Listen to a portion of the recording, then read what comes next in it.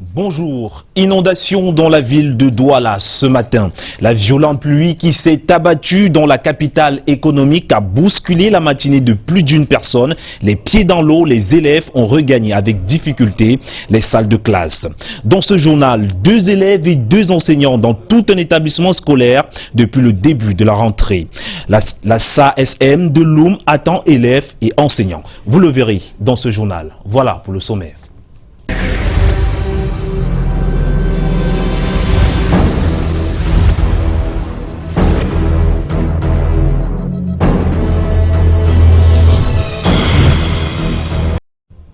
Bienvenue à tous au 13h sur Canal 2 International et on ouvre ce journal avec notre chiffre du jour qui est 100. En effet, au Cameroun, le ministère de la Défense recrute 100 musiciens au profit de la garde présidentielle. Le recrutement se tiendra du 26 novembre au 18 décembre 2018 dans l'enceinte du camp de la gendarmerie de la garde présidentielle d'Obili à Yaoundé. L'une des conditions est d'être âgé de 18 ans au moins au 1er janvier 2018 et de 23 ans au plus tard au 31 décembre 2018, c'est-à-dire être né entre le 31 décembre 1995 pour les plus âgés et le 1er janvier 2000 pour les plus jeunes. Et on en parlait au sommet de ce journal. Les populations de Douala se sont réveillées les pieds dans l'eau ce matin. Ce vendredi encore, les chaussées, les trottoirs et même les maisons de certains quartiers ont été envahis par les eaux. Des inondations ont également impacté sur le trafic routier. Comme vous pouvez le voir ici en image, des rues de Bali, de Bonapriso étaient pratiquement un parcours de combattants pour des automobilistes. Vanessa Mela-Kamdem et Henri Tinda ont parcouru ces zones pour nous. Ils étaient accompagnés de notre stagiaire Aïcha. Aïcha, bon après-midi, Vanessa Mela.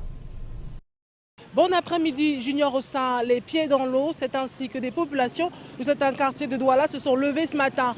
L'eau a atteint des niveaux inquiétants à certains endroits, comme ici au lieu-dit chefferie Bonapriso. Certaines personnes se retrouvent piégées chez elles, car par ces eaux sales dans lesquelles flottent des déchets ménagers. Et pire encore, se dégagent des odeurs pas forcément agréables. Malgré cela, il y en a qui, par souci de rejoindre leur lieu de service ou de trouver de quoi manger, s'aventurent dans cette espèce de rivière, de circonstances. C'est donc un calvaire qui dure depuis le début de cette saison pluvieuse et même depuis des années. Ces habitants de Douala disent avoir été oubliés par les autorités car il s'agit là d'une situation qui s'empire d'année en année. En pleine période de rentrée scolaire, des enfants n'ont pas pu aller à l'école ce matin et ceux qui ont des activités commerciales de ce côté ont dû fermer boutique car les clients ne veulent pas patauger dans cette eau. Pour l'heure, toutes les attentions sont focalisées vers la municipalité et le gouvernement afin que cesse définitivement ce calvaire. Vanessa Mela-Kamdem et Henri Tinda, depuis le quartier Bonapriso à Douala. À vous, Junior Rossin.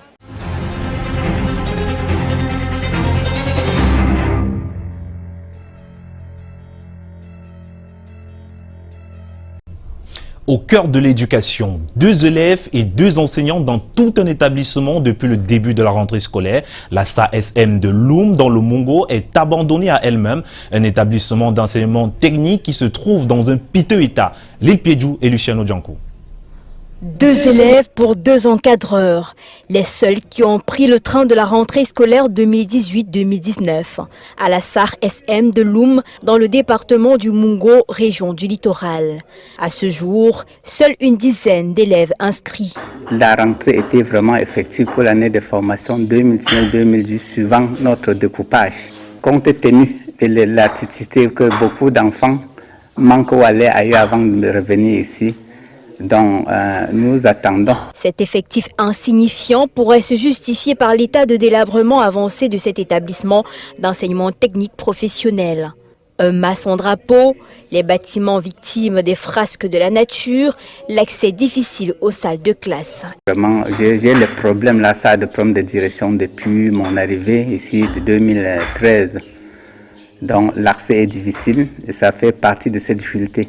Raison pour laquelle je préfère me réfugier ici au site avec ce que vous pouvez y trouver. Malgré toutes ces difficultés, la SASM de Loum garde l'espoir d'un avenir meilleur pour encadrer les futurs techniciens de ce pays. Les responsables plaident tout de même pour un site devant abriter la section ménagère et l'économie sociale et familiale. De nos jours, ils sont nombreux, les Camerounais qui exercent soit dans la fonction publique ou même dans les entreprises privées et même commerciales qui sont tombés sous le charme des sacs à dos au détriment des mallettes autrefois très prisées. Vous le verrez dans ce reportage réalisé par Karel Mezatia-Choya et Michel Foucault que les raisons de cet amour pour les sacs à dos sont diverses et variées. Elle s'appelle Sandra. Sa règle, c'est jamais sans son sac à dos.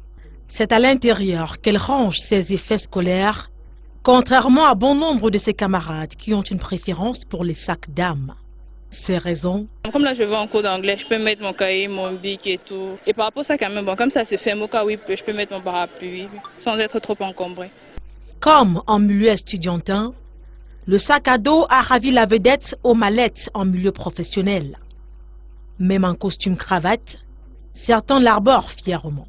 C'est le cas par exemple pour Étienne, qui dit avoir jeté son dévolu sur le sien parce qu'il gagne en termes d'espace pour ses documents, en termes de facilité de port aussi. Vous voyez bien, je l'accroche à l'épaule et j'ai mes deux mains libres. Donc ça me permet de me mouvoir comme je veux. C'est mieux que les mallettes comme avant. Parce que là, vous pouvez mettre un peu plus de documents que ne peut en contenir une mallette. C'est pratiquement pour les mêmes raisons et bien d'autres que 3 Camerounais sur 4 interrogés dans les rues de la cité capitale sont tombés sous le charme des sacs à dos. C'est beaucoup plus pratique parce que le sac à main, le porter parfois fatigue. Je préfère mettre mon laptop dedans, question de faire quelques navettes. Vous savez, on peut facilement vous agresser avec une mallette, même si, elle est vide. Si pour Donald, le sac à dos met à l'abri des brigands, les vendeurs à la sauvette, eux, l'utilisent pour mener à bien leurs activités. Le pied, l'autre gauche, on met ça dans les sacs parce que tout comme ça, ça ne peut pas arrêter comme ça. On est peu d'Awara. Quand l'Awara est venu, on ramasse tout. Quand il vole le deux pieds, on va voler l'autre pied seulement. C'est pour cela qu'on a mis l'autre pied dans les sacs. On met un peu comme ça là. Avec les sacs à dos, astuces et modes font bon ménage.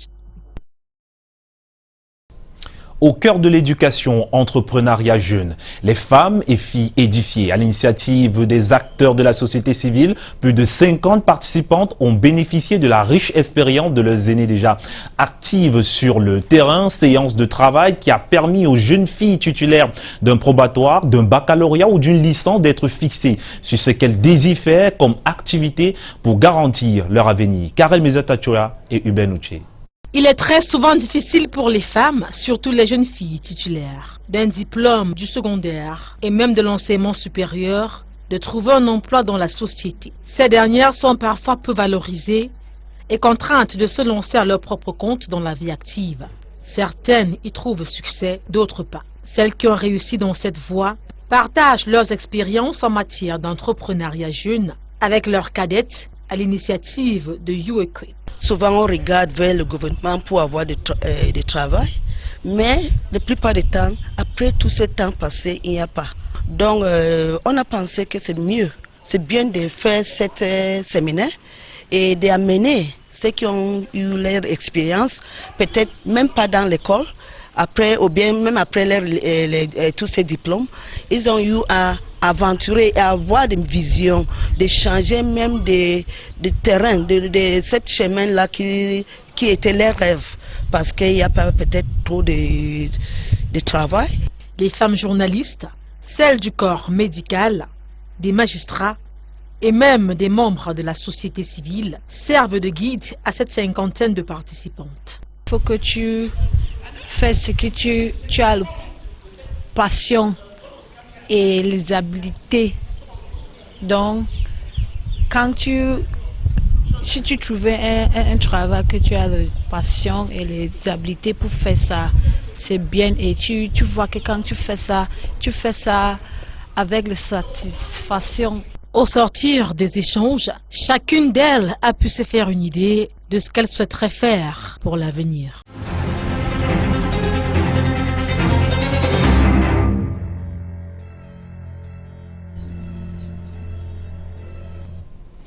soutien aux organisations agro-pastorales au Cameroun, Bamenda, chef-lieu de la région du Nord-Ouest, accueille le lancement de la 3e phase PCP-ACEPA, un projet initié par les États français et camerounais en vue d'accompagner les éleveurs, les agriculteurs. Monique Naossi Fosso, Annie Collins. La cérémonie de lancement de la 3e phase du programme de consolidation et pérennisation du Conseil agropastoral PCP-ACEPA se tient à Bamenda, région du Nord-Ouest. Au nom du gouverneur, le chef de la division du développement rural, Ndi Joseph, soutient que le renouvellement arrive à point nommé, vu le niveau de pauvreté qui sévit actuellement dans la région. Et nous n'avons pas, n'est-ce pas, d'inquiétude, n'est-ce pas, quant à notre accompagnement et nos investissements dans cette région. Parce que nous avons vécu cette situation dans la région de l'extrême nord, où nous avons eu Boko Haram dans les départements là où nous étions présents. Mais nous sommes restés avec l'appui des autorités administratives. Et quand la situation s'est calmée, c'est nous qui avons participé, n'est-ce pas, au renouveau agricole de la région et au renouveau de l'élevage. Donc nous pensons, n'est-ce pas, être présents aussi dans le nord-ouest et le sud-ouest, et que quand la situation va se calmer, et nous sommes sûrs qu'elle va se calmer, parce qu'il va de l'intérêt, n'est-ce pas, de ce pays, et nous allons être présents au moment où il faudrait faire de l'agriculture de la région du nord-ouest. Malgré la crise sociopolitique, le programme n'a pas d'inquiétude à se déployer de ce côté du pays, parce que l'agriculture et l'élevage franchissent toutes les barrières. Et au regard de l'esprit travailleur et entrepreneurial de ces populations, la région du Nord-Ouest a de fortes chances d'émerger avant l'horizon 2035. Après son lancement en 2009, c'est en 2015 que le Nord-Ouest est invité dans le programme et couvre aujourd'hui tous les 7 départements. PCP-ACEPA est mis en place par les gouvernements français et camerounais visant à booster le secteur agricole et l'élevage. Le Minader et le Minepia y sont conjointement. La césarienne, devenue récurrente dans les hôpitaux du Cameroun pour certaines femmes ayant subi cette opération, l'on évoque des raisons médicales. Pour d'autres, elles ont choisi de passer par cette étape pour mettre leur enfant au monde. Cependant, des observateurs estiment que la pratique de la césarienne est devenue un véritable business, surtout que les coûts ne sont pas à la portée de tous les Camerounais. Mireille Flor Defofoso, Marus Kwesou. Marquées à vie à cause d'une césarienne. Elles auraient pourtant pu l'éviter. Une cicatrice qui est la résultante d'une opération dont les circonstances varient d'une patiente à une autre. Cette dame a décidé de témoigner dans l'anonymat. Moi, j'ai connu 2 grossesses et toutes les 2 grossesses se sont finalisées par des césariennes. J'ai toujours fait mes visites normalement et tout. Il n'y avait aucun problème. Jusqu'à 8 mois de grossesse, j'ai toujours fait une échographie. On me dit non, il n'y a rien d'anormal. Moi, j'étais sûre que je devais accoucher normalement. J'étais tellement sûre. Et moi, je voulais, c'est ce que je voulais absolument. Et à ma grande surprise, quand j'arrive à l'hôpital le jour des contractions, on me dit, on fait le toucher et tout ça. On me dit non, tu ne peux pas accoucher normalement. Le bébé est très gros. J'étais étonnée, mais j'ai eu un choc. Cette dame que nous avons choisi d'appeler Madeleine a échappé de justesse à l'opération et pourtant tout l'a prédisposée à cela d'après le diagnostic de son médecin. Ce médecin-là l'a prescrit selon son diagnostic à lui. C'est comme 2 enseignants qui apprécient différemment une copie d'étudiants. Donc le second médecin que j'ai rencontré a estimé que ce n'était pas automatique que j'accouche par césarienne. La preuve, c'est que finalement, j'ai accouché par voie normale, même si c'était un accouchement difficile à la fin. Aujourd'hui, les chiffres montrent que la pratique de la césarienne est croissante dans les formations hospitalières. Les coûts applicables à la césarienne ne sont pas à la portée de toutes les patientes, ce qui fait dire à quelques-uns que la césarienne est devenue un véritable business. Dans les formations publiques, les prix varient de 150 à 300 000 francs CFA, dans le confessionnel de 50 000 à 100 000 francs CFA et dans le privé de 400 à 1 million de francs CFA. À l'heure où la césarienne voulait se présenter, le médecin m'a fait comprendre qu'il faut une somme de 275 000. Et présentement, je n'avais que 180 000. Il m'a fait comprendre que si je ne termine pas les 275 000, je ne pourrai pas être dans mes droits, c'est-à-dire ma femme ne pourra pas retrouver le chemin de la maison facilement. Une option d'accouchement dont les coûts contrastent avec ceux de l'accouchement par voie normale, quoique les prix varient d'une formation à une autre. Sur ce reçu pour un accouchement normal dans un hôpital confessionnel, on peut lire la somme de 16 000 francs CFA en 2009 Et en 2013, dans un autre hôpital confessionnel, la même patiente a payé 56 000 francs CFA. Bien que prévue pour des cas extrêmes, la césarienne est parfois appliquée malgré la volonté de certaines femmes, tout en ignorant ce que c'est qu'une césarienne et quel peut être son impact sur la santé. Et à votre suite, Mireille Flore Defo-Fosso, Aimé Catherine Moukouri et Armand Pagna sont allés à la rencontre de spécialistes qui précisent qu'une césarienne ne peut être effectuée sans avis professionnel et sans nécessité. Si ces derniers sont conscients du fait que le nombre de césariennes est en nette augmentation, ils évoquent des cas de hystérotomie par convenance et des cas d'urgence où il est impératif de recourir à la chirurgie. Bien que cette dernière ait de nombreux impacts, autant pour moi, ou complications. Une césarienne, dans quel cas? Selon des chiffres obtenus dans un hôpital public de la ville de Douala, en 2017, sur 135 accouchements, 55 sont faits par césarienne. C'est que dans le monde et en Afrique subsaharienne, le pourcentage d'hystérotomie est en augmentation. Nous sommes allés à la rencontre du docteur William Lobet. Pour lui, les cas de césarienne par convenance sont récurrents. Que ça convient à la malade qu'elle ne veut pas, selon elle, avoir mal en accouchant ou supporter un travail d'accouchement. Pourtant, cette opération chirurgicale peut avoir des complications pour la mère comme pour l'enfant. En péropératoire, nous pouvons avoir des complications anesthésiques, nous pouvons avoir des saignements, nous pouvons avoir des déchirures, nous pouvons avoir une plaie de la vessie. Maintenant, en complications fœtales, on peut avoir une mortalité périnatale, c'est-à-dire que des enfants qui meurent tôt.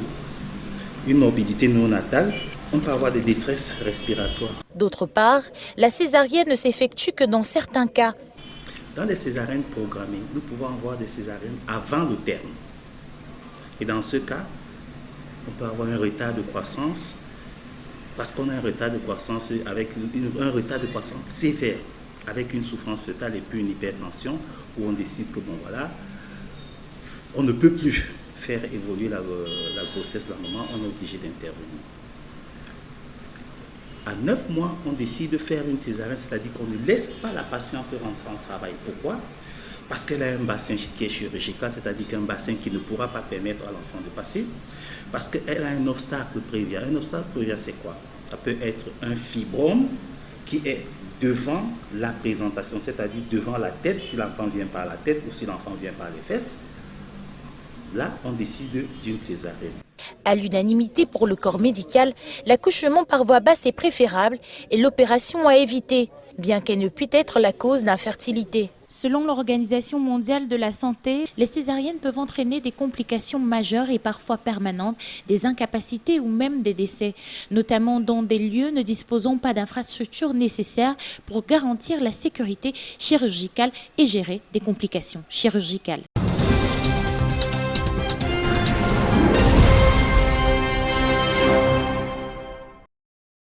Présidentielle 2018, la société civile entre en scène. Après avoir fait un diagnostic du microcosme sociopolitique du Cameroun, les membres du mouvement Tournons la page entendent suivre le processus électoral afin de produire des documents relatifs aux cas de violation des droits humains sur le terrain. Face à la presse hier à Yaoundé, Jean-Marc Bikoko et ses camarades ont dit leur détermination à veiller à ce que l'élection présidentielle se déroule dans la transparence au Cameroun. Delphine Foncontene et Samuel Bonis.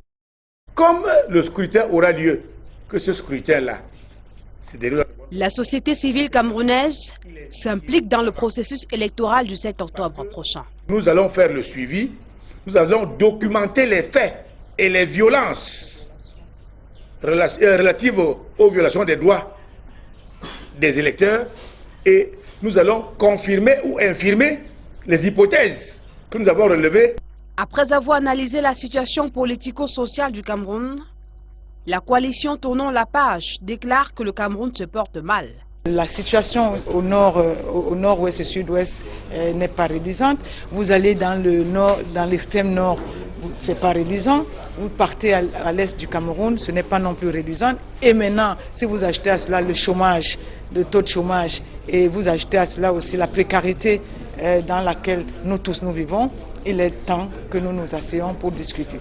Il est également temps de réunir les conditions en vue du déroulement en toute sérénité de la présidentielle 2018.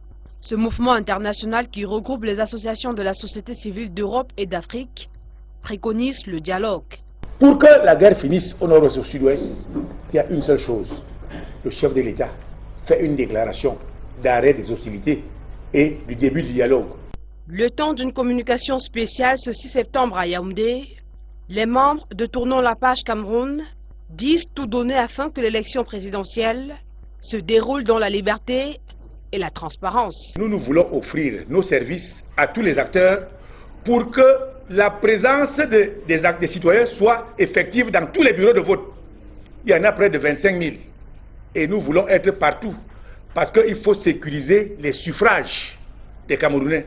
Parce que c'est dans les bureaux de vote que, même comme c'est le PV de l'ECAM qui fait foi, mais nous on aura quand même tous les PV et on pourra affirmer envers et contre tout que c'est elle qui a gagné, c'est elle qui a perdu.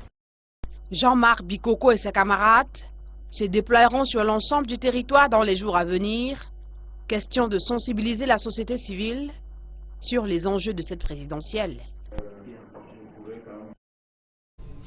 Au-delà du discours et donc de la parole utilisée pour tenter de convaincre les potentiels électeurs, la chanson vient d'entrer en jeu. Plusieurs artistes ont produit des œuvres pour soutenir des candidats.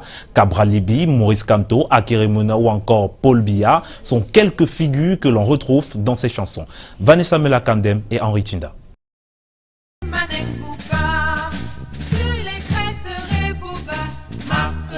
Ode à la renaissance du Cameroun. Titre de la chanson de ralliement des partisans du mouvement pour la renaissance du Cameroun. L'hymne publié au mois d'août dernier vient simplement s'ajouter aux initiatives prises des mois plus tôt par certains adeptes de Maurice Kamto.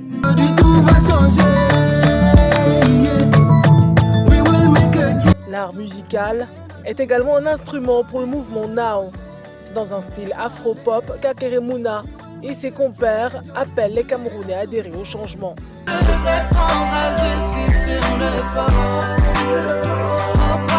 Du côté du candidat de Univers, on encourage plutôt Cabral Libby à croire en lui.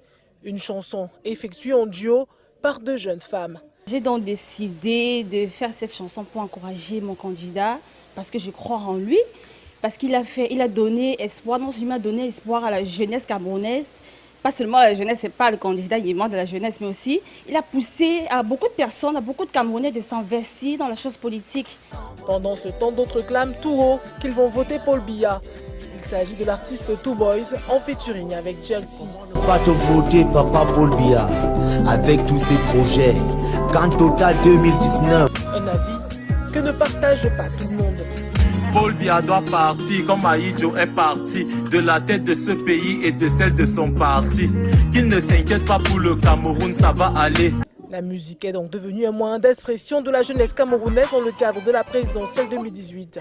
Pour ce faire, il n'hésite pas à utiliser différentes langues, le français, l'anglais et le jargon cam-franglais. Je m'en arrive, c'est pas du blablabla. En culture, à présent, nous faisons une incursion dans l'univers des musiques urbaines locales pour y dénicher une nouvelle étoile du nom de Suite. Un véritable chanteur, il nous présente ici Alaka Ba. C'est un air rieur et une apparence sobre qui servent de réceptacle à tout le talent dont est capable la nouvelle recrue des musiques urbaines au Cameroun. Son nom, Suite. En fait, Suite, c'est un jeu de mots. Dans lequel c'est des lettres qui représentent la personne que je suis. Le S veut dire sawa. Le deuxième, c'est W, workaholic en anglais, veut dire travailleur, bosseur. Le I veut dire introvert. Et le premier T, c'est trustworthy. C'est-à-dire quelqu'un avec qui tu peux donner ta confiance. Et le dernier T, c'est tasteful. Bah, j'aime du goût. J'aime le goût. Du goût, Suite en a justement pour évoquer avec tact les histoires d'amour du quotidien.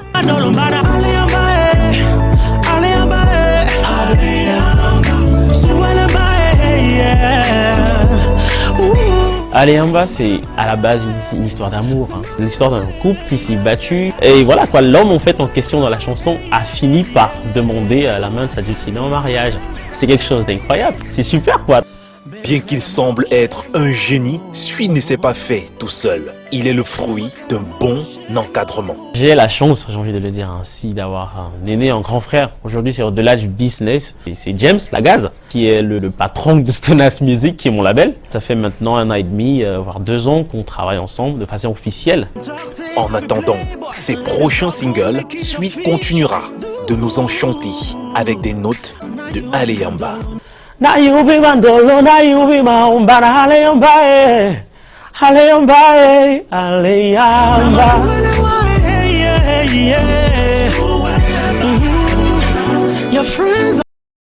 Aller en bas, c'est dans le titre de cette très belle chanson. Et terminons avec ces notes en sport, football. Les Lions indomptables du Cameroun sont arrivés aux premières heures de ce vendredi à Moroni, capitale des Comores. Le Cameroun dispute demain, samedi, dès 13h, un match des éliminatoires CAN Total 2019 contre la sélection comorienne. Sur Canal 2 International, prenons rendez-vous lundi à la même heure.